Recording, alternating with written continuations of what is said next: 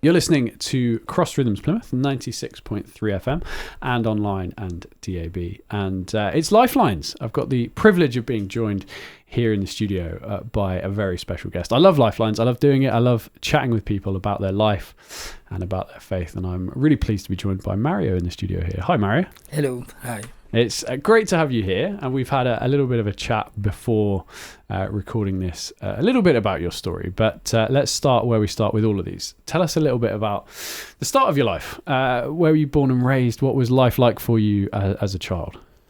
Right. I was born in 81 in France, and lived a bit of my life there. Then my parents then moved to Africa, to the Republic of Congo, Brazzaville, where basically I would describe it as the best time of my life, but also the most challenging one, and definitely in some aspect the scariest one. Yeah. But also the place where I had my first encounter with God. Wow. The first one. So you're born and raised in France. How many years were you in France before you moved back to Congo? When we moved from France to the Congo, I was 6 years old. Right. And then when I left the Congo, I was just going between 12 and 13. That's when we went back to Paris. So, and that was because that was a place that your parents had originated from. Were they going back to be with family and that kind of stuff? Yeah. So basically, my mother won a So basically, she won a competition, a studying competition to migrate to France to go and progress her study. And my father was already there, and they met. Yeah. And then they had us. Yeah. And then going back was more like, okay, we've got all the degrees, and let's go and make a life now. And and so we all moved from Paris to Brazzaville, and lived there. And basically, my parents bought a land, built a house, and life was great in many aspects. So it was almost like the dream was to go to France to study, to learn stuff, to get qualifications for your parents, to then take it back and to really live a full life in the Republic of Congo. Yeah. Now, the Republic of Congo, when you got back, was in a pretty difficult state at the time, and that made it difficult for your parents, didn't it? You were telling us off air. So tell us a bit about that. There were political strains where the person who's been a president up to now, he's always been president. No one could dislodge him from that position. And he just kept winning the elections. Sure. So but obviously my parents were also Christian, so I was introduced to church. Every Sundays we'd go to church, and Sunday school and others. So despite that political tension, there was still like life there, and I had friends, friends that I grew up with, who unfortunately some of them I've lost as well because of the situations there. So but life went from being very, despite all that, but our life, our Bible was very good. And then situations started happening. Like my father passed away as well when we were there, and then there was the war in Africa, back in the 90s, terrible war. Loads of it wasn't a war, it was a genocide basically. Right. Yeah, it was very, very, very bad, and I was exposed to all of it. Because it's one of those things. Sorry to interrupt, but it's one of those things where, like, if you're not in the country, you hear about it, and it just, when it's just news, it's kind of, it's distant, and it doesn't feel real, and it doesn't feel human. But as you said, you actually lived through that. You actually lived, and it was a very real threat to your life. It was something where it was, best way to describe it in few words, it was an execution or decimation of population. Wow. Right?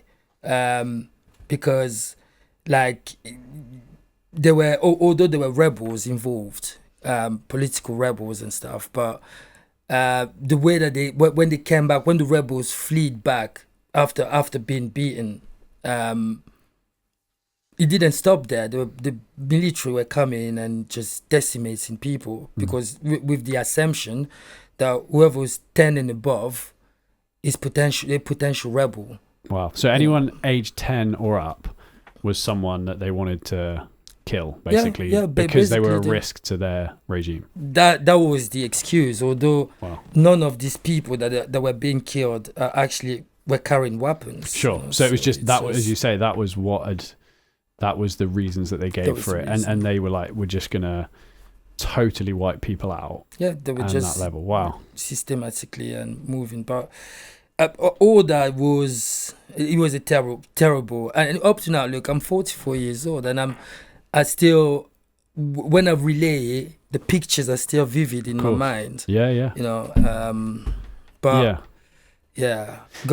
So we're going to stop for some music there because obviously you're now in Plymouth. Lots changed for you, a lot's developed. But that is a huge thing to go through for anyone. And like I say, when it's all theoretical, when it's on the news, it's horrible to watch, but it's not experience. So we'll talk a bit more about that and some of the journeys of how your life developed from there, how some of the ways you now look back and can see God's hand on your life even then. We'll talk more with Mario after this. You're listening to Lifelines here on Cross Rhythms Plymouth, and I've got the pleasure of being joined in the studio by Mario. Mario, just on the first section there, you've talked a little bit about your childhood, growing up in France, your parents like studying, training there, then going back to Congo where they were from, and having in many ways a beautiful life that they had set up for you, lots of friends. But sadly, political turmoil, essentially a genocide as you've described it, taking place. Which obviously changed everything, essentially, for you. You described it off air, an amazing story, amazing moment where it shows just how stark it was for you, but also it shows a sense of God protecting you somehow through the situation. Do you want to just tell us a little bit about that story? Well, during the war, obviously, we were stranded in the house, couldn't move because there was war outside. Gunshots, blasts everywhere. So then we heard people outside asking us to get out, or they were just going to blow up the house. So okay, so we came out and we realized that there were other people, residents of the same area, neighbors that we knew. So they were collecting people, getting people out on every properties. And then we walked to the main road where they lined us up, and they just decided to execute people, like shooting people in the head one by one. Wow. Now, at that moment, obviously, the whole thing, we were locked in a house for nearly 2-3 weeks. We pretty much hardly any food to eat. Yeah. The feeling was I was petrified and scared and feeling ill. Of course. But when you fast forward it to the place where we were lined up and they were shooting people, I don't know, I just stopped being afraid anymore. I had the sense of peace and freedom, and the only person to whom I could speak to was God at that stage. But it wasn't more like, oh, God save me. No, I told God, I said, all right, listen, if this is your will, then just know that I'm coming. I'm on my way now, so I hope that you've got a really nice place saved for me. Yeah. Because I'm coming through. Wow. But if this is your will. Sure. And as I was praying, before I finished praying, a jeep turned up and there was someone who was a higher ranking person. And he asked them, he was like, what are you guys doing? And they're like, oh, we caught the rebels. And when he looked, he goes, no, those are people. Like, what are you doing? Why are you killing them? Let them go. Yeah. And then they obeyed and they let us go. But the problem is we had to travel from there to the safe place, which was miles away. And we encountered more, stops and, threats. But the miracle was that me, my brother, sister, and my 2 nieces, it felt as though we were invisible from that stage all the way to when people were being pulled apart. Also of atrocities were happening to them.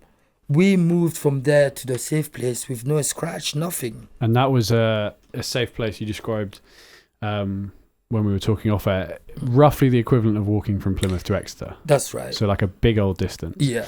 And when you say safe place, it was a place, it was the French government were evacuating people, essentially? For the French government, where the military was there to get the people, the French citizen and to other places.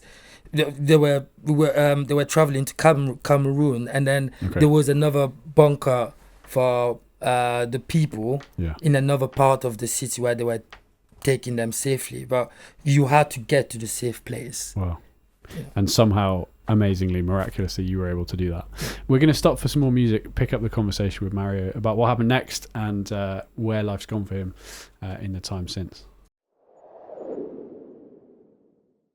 You're listening to Lifelines here on Cross Rhythms Plymouth, in conversation with Mario. Mario is part of Salem International Christian Centre in Plymouth. We haven't got to that part of your life yet.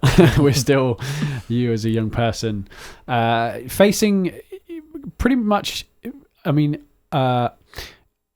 kind of unfathomable horrors, really, that most people, no one should face the sort of stuff you faced, going through a country at war, civil war, effectively genocide, being right at the front of that, like experiencing being lined up to be executed and not being. If you missed that section, listen back to it. Amazing how you were able to kind of escape that, but also the peace you felt, which is quite something in the midst of that. So there was a sense of you said your parents were Christian. There was a sense of faith in the home. You knew something of God in those years. So tell us what happened, both practically and I suppose spiritually for you after that. Where did you go to? Where did you flee to?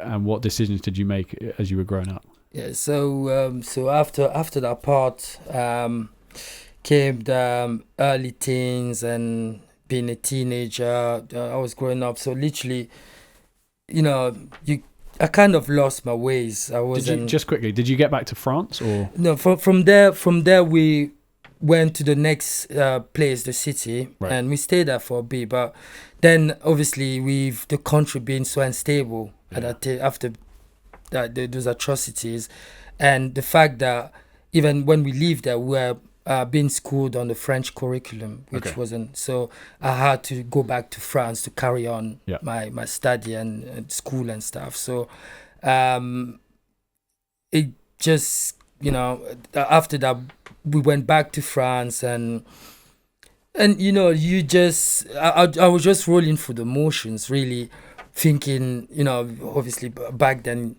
I had friends with whom we were doing music and then God was not in the agenda. It was more like, okay, I'm this age, I'm gonna live life now, I've survived, and I just went and made a lot of bad choices choices on the way. Just live for yourself, for pleasure, for whatever you felt like doing, all of that stuff, which is kind of where we naturally sit. Essentially, if we don't choose God or choose something bigger than ourselves, we just want to do what we want to do, and that's I was pretty selfish, just thinking about myself. And but having said that, I also got involved in, so basically I transitioned. I got to London in 1999. I went, literally left France and went around for a bit. I went Belgium, Italy, Germany, and then the whole idea was to come to London with some clothes, sell the clothes, get the money, and then go Canada and then the US, live the American dream. That was the dream. So, but when I got to London, my brother was there and ended up spending all my money, and I was like, okay, need to stay. And from living there, I started like living in Peckham.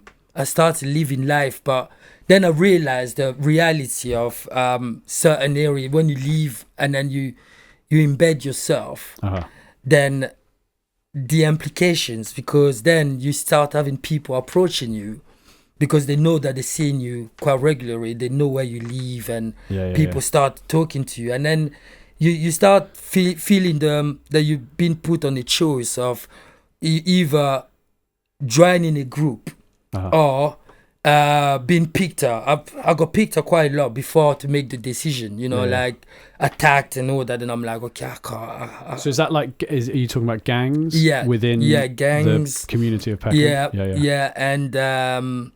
And well, I thought, okay, well, let's just, then I made friends with them. Sure. So I was hanging out with them, but I was getting up to no good with them as well. Sure. All the way to when my son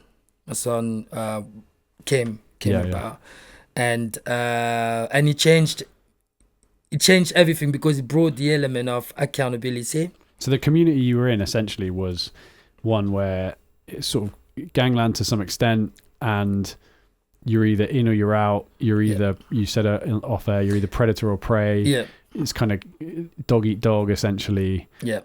So it's kind of, you can't really live very peacefully that way. I wouldn't have thought. You're kind of always on your toes, and it's just a sense of like you're always having to survive rather than actually live.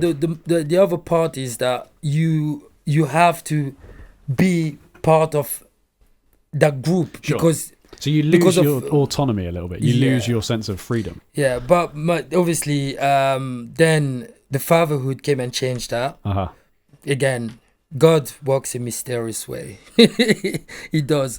But when my son was born, they just left me alone. When you step in those things, you don't just walk out of it like that. Yeah. But they just decided to be like, every time they were contacting me, let's meet. I'm like, no, I've got my son. No, I'm changing nappies, and they can hear the boy crying at the back. I'm like, yeah. They knew you were being honest. I can't do it, and they just left me alone, and then life went on. Yeah. Getting jobs and. Just before we move on from that, because that's a really good place to leave it, we're going to stop for some music and pick up with Mario after this. You're listening to Cross Rhythms Plymouth at 96.3 FM. You join me halfway through Lifelines interview with Mario.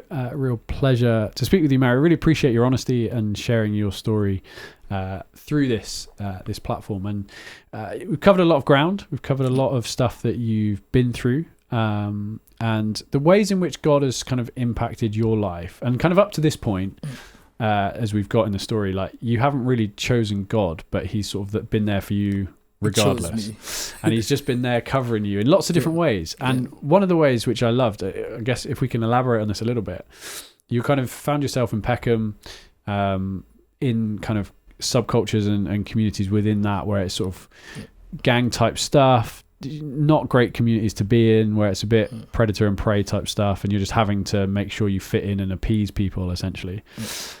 Until you find out you're having a son, which wasn't planned. It wasn't part of the plan.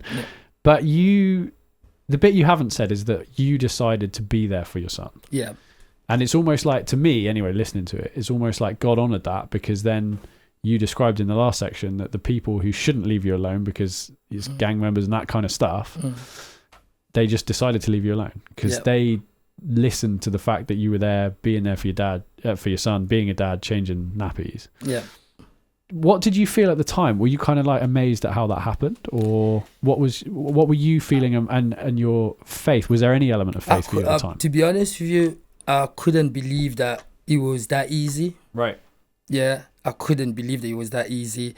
But when something like that happened, you don't dwell on thinking the ins and why, and it's just like, okay. Yeah. just receive it. Yeah. You just take it as it comes, and you're like, okay, let's move on. And then from there, we decided to move to Plymouth.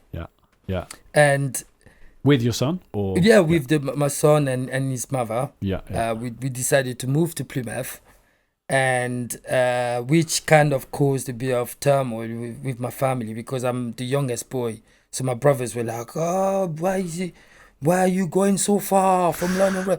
Everyone was calling me and asking me not to go. Yeah. They were like, "What are you doing?" And why were you doing it? What was your reason for it? Was it just a fresh start? There was a situation that happened in London where the mother was so basically we're kids raising a child. And there was a bit of unfaithfulness involved, which led to more trouble. So that when that trouble came, I decided that, listen, I spoke to her, I said, we've got this child, and we need to bring him up. So we have to stick together and make it happen. But now, with the situation that these other guys, I was like, we can't. It's not feasible to stay here because they know where we live. And then she came up with the idea. She was like, "Oh, listen, why don't we just go to Plymouth?" I said, "Okay, where's Plymouth?" Then we came. I remember first time when we came. Obviously, Plymouth in 2004 looked very different. There was only Top Shop by the Sundial and Dingoes and Debenham and the mall wasn't there. And I know. First time when I came, I was like, I looked around. The first thing that struck me was the element of peace compared to London.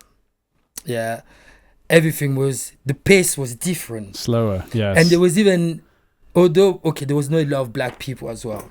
Because there was that but Top Shop, there was that little girl came and was like, "Mom, look, a black man." I'm like, "Oh, okay." I looked around, I'm like, but it was refreshing. Okay, that's interesting, because I was going to ask, did that feel threatening to you? But no, it was refreshing. It was refreshing. I'm like, because there was for her at least, there was a sort of an innocence with it. It wasn't. Obviously, for some people, that's not the case. And that's one thing that I've always not going a different way, but. I've never felt the sense of being cast apart. No, I was being included, but in a sense of people wanted to know. Your difference was recognized. But it wasn't people wanted to know, and I felt the duty to show them. And it was referred. People come and ask you a genuine question, and you're like, "Oh, okay, he or she don't know." Then you share, and then they teach you about them. But this is the other thing that I did found about Plymouth was that there was no a designated community like in London when you go Peckham, primarily black people live there, then Chinatown. No, here everyone live together, so. You share the richness of the cultural richness. Everyone have a story, and a story just goes from one door to another, from one person to another. So, that was very, very good for me. I said, okay, I like this place. I'm gonna stick around. So it felt like you'd kind of, again, I suppose, you felt God's hand in a sense of directing you, although you weren't necessarily looking for him, to a place where you found a sense of peace, you found a sense of inclusion, albeit not the most diverse place. And that's really amazing to hear. I mean, it is a little bit of a tangent, we don't have time to go down that, but I love what you're saying there about the differences to do with like race and ethnicity and the way that you've been approached. Obviously that's not everyone's experience, but also the way that you kind of are like, well, people just want to know more, and that the conversations, the kind of openness is what we need right now. But that's a whole other conversation that we won't go into. But we're going to stop for some music and pick up the conversation with Mario after this. You're listening to Cross Rhythms Plymouth, and this is Lifelines in conversation with Mario.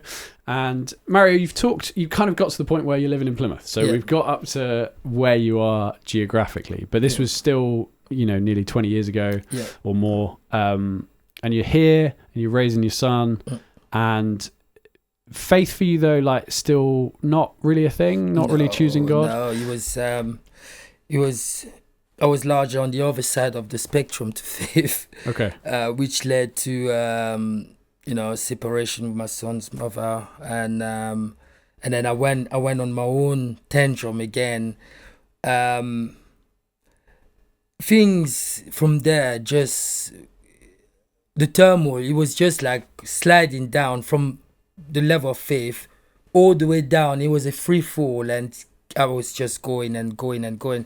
But in the meantime, things were happening for me. There were things like, with work-wise, the job that I do now, again, God did. He is responsible. He did it because, I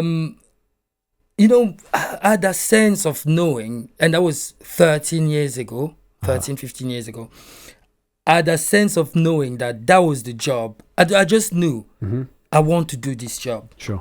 Yeah. Before to even know, I just had a friend who worked there, and I was like, this is a job that I want to do. Well, it's kind of, that says it's God as well, because when I say that you work in complaints, that's not a job that most people would be like, I really want to do that. No, honestly, so it's a sense of God directing you to it. Even fast forwarding a bit, when during lockdown, we were called key workers, the same as doctors and everyone. Right. So, but I knew the job, and the funny part about that job was back then recruitment was done by Reed, and when you apply, you had to give. If you fail, you have to wait 6 months before to reapply.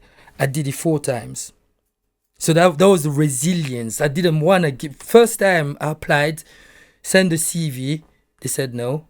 Second time, I waited 6 months, and I was doing other jobs in between, just waiting. I'm like, I'm gonna try again. Went back there, applied again. Then when they said no, I had a friend who worked for NatWest. I was like, okay, please, Alex, help me. What's wrong with my CV? And as soon as he looked at it, he burst laughing. He goes, have you seen your email address? I'm like, well, the email address was mazdogurujazmataz@hotmail.co.uk. It's one of the like the email addresses you set up as a kid, sort of thing. That kind of vibe. Yeah. It's like, you wonder why your application is not going through. Then he was okay, let's sit down. Then he helped me doing the CV, and then I passed the first stage, failed the second stage, waited 6 months again, and then went. And then the fourth time, I just went all the way. But what I was thinking was, okay, I need to do jobs that kind of similar, because I didn't have any experience. I just wanted to. If you ask me why, I had the conviction that I wanted the job. I had the conviction that I was going to be very good at it, but I didn't know what was the job implied on. Wow. I had no idea. So again, a real sense of like God leading your life, despite you not looking for Him. Yeah. You said though, at the same time as that kind of going well for you, things were going badly. Was that in the sense of like your personal life? Was that like you life. And like mental health, that kind of stuff, or was it like circumstantial? Or? No, it was personal life. A bit of circumstantial. I was just like, my personal life was consisted on going out, drinking, drugs. Right. It was, when you're seeking for comfort the wrong way. And do you think, like, obviously people do that anyway, so like it doesn't matter how you were brought up, but was some of that to try and like deal with some of the pain of the past of what you'd experienced as a kid? Were you trying to like use drink to like, you said earlier in the interview, like some of the images still come back to you? Was like drink a way to like forget about that? Or? It was that, but it was also trying to fit in, trying to be up to when I've really embraced my faith. I realized that a serious case of when you try to be someone that imposter syndrome. Yes. Yeah. It was bad. I was building up scenarios and personas that and the persona I even quoted it the way that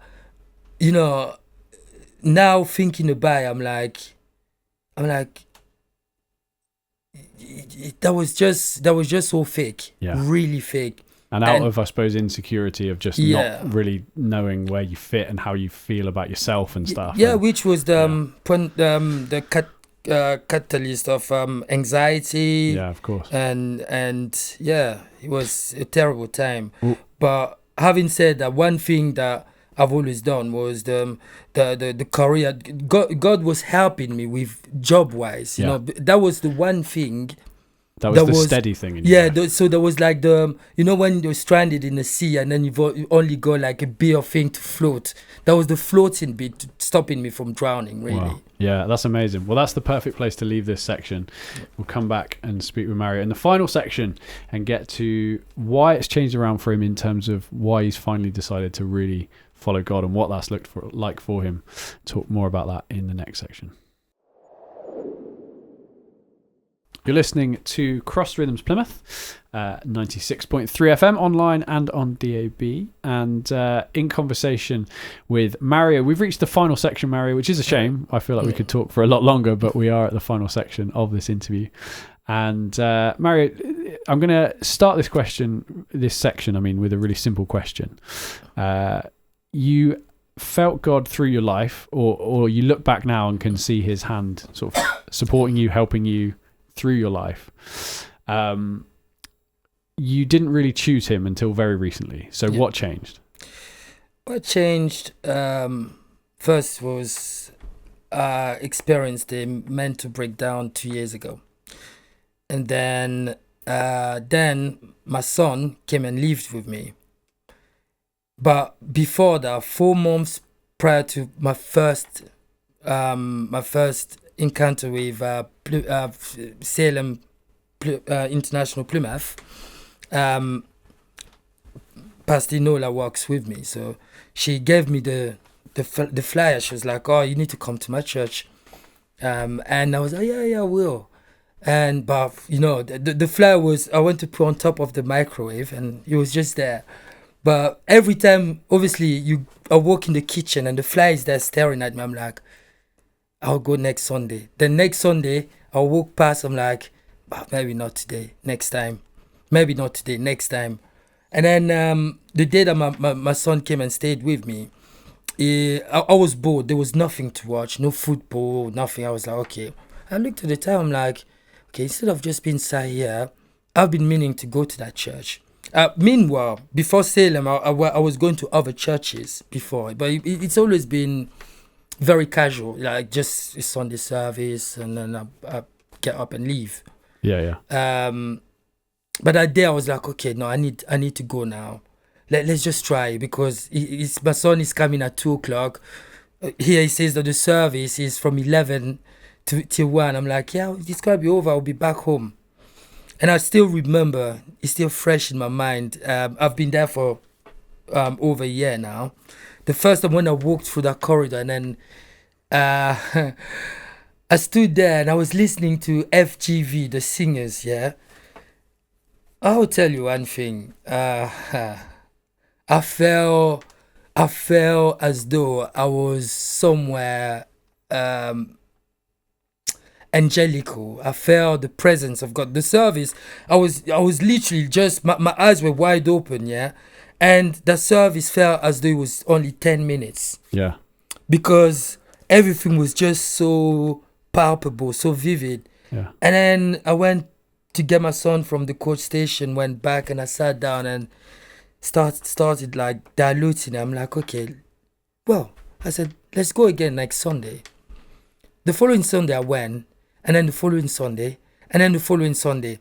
And then I prayed to God. I said, I told God, I said, meanwhile, in the job that I do, Sunday shifts pays a king's ransom for doing nothing. You just said that you do absolutely nothing. You're in your phone playing computer games, and you're getting paid a lot. Because there's fewer calls, I imagine, on a Sunday. There's nothing. You can go for the whole day without a call. Right. You have to give yourself a job to do. Sure. Yeah.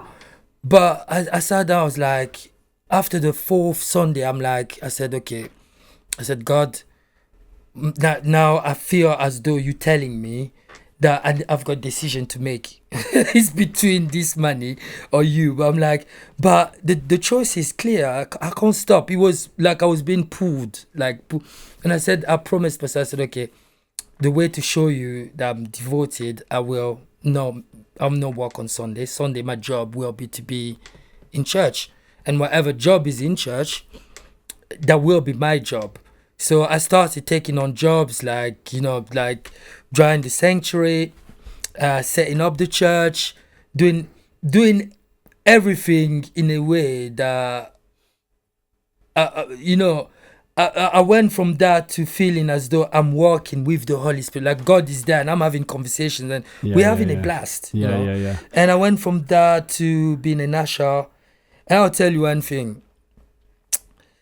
I've reached a stage where, at this present time, where I know that the only accountability that I've got, the one accountability in my whole life is to put it all on the Holy Spirit. That's very liberating. I've reached a stage where like I've got different perception of life. I feel happy. It's been so long since when I felt stressed, the word stressed. Yeah. I don't experience stress anymore, no more. Yeah. Why? It's because anything that wants to stress me, I call the Holy Spirit. And I've had to take certain steps to reaffirm that connection with the Holy Spirit. And even in work, like just a few days ago, I had a one-to-one with my team leader, who's basically he's my friend, yeah. But he goes to me, he goes like, he told me, Mario, you know, everyone can see it. Everyone here can see that you've changed, but for the best. You like, they want to recommend me for something at the head office. They like everyone, and it was like your way of perceiving things. Look, I told him, I said, the Bible tells you to honor your leaders, yeah, like you're my manager, and I have to serve you the best I can. You know, there's no more cutting corners. That's not the Christian way. You go the full way, because the full way is you're not walking, you're actually on some sort of mobility scooter being slided through the aisle. It's such a fun, and it's a shame that the people, like I've got a friend who was an atheist, and he talks about the Holy Spirit more than me now. Yeah, knowing that I sent him a text message, like I've got the Bible app, and I use the verse of the day law, and even in church people laugh because every day, like most days, guaranteed you laugh on my profile things that are posting there. So I ended up sending it to him by mistake once, but it wasn't a mistake. Yeah. It wasn't. It was God who caused it, because I don't know how did I press his profile and send. Then he got back to me and said, oh, don't send me those things, blah, blah. Then I apologized, and then I was like, no, it was a mistake. And then he lost his job to AI, and he was stressed, and he was calling me because he goes like, oh, he's so level-headed and blah, blah. And then we started talking about the Holy Spirit. Now, he's driving in tomorrow, so we can sit down and have a thorough conversation about the Holy Spirit. How beautiful is that? That's awesome. That's amazing. Well, Mario, it's been an absolute pleasure to speak with you. I love what you said there in that last section, that you kind of reached rock bottom, you had a breakdown, and then that didn't in and of itself lead you to God. You had an invitation. You had an invitation to go to the church that you're at, which is Salem International Christian Centre in Plymouth, and you even put that off until a point at which you're like, do you know what, I'm going to go there. And it was like God met you in that moment. But not even that, it was the fact that you responded, and you responded, and you committed to him, and you committed to him in a really physical way of turning down the opportunity to earn more money as a sign to say, I want him. And I love the fact that from there then, like, people have noticed the change. People have noticed that there's a difference. It's not something you've had to necessarily tell people lots and lots and lots. It's the fact that, like, they've seen it. They've seen a difference in you. And that's amazing to hear. And so, Mario, thank you for sharing your testimony. Thank you for sharing your story here on Lifelines. And we wish you all the best. Thank you. Thank you.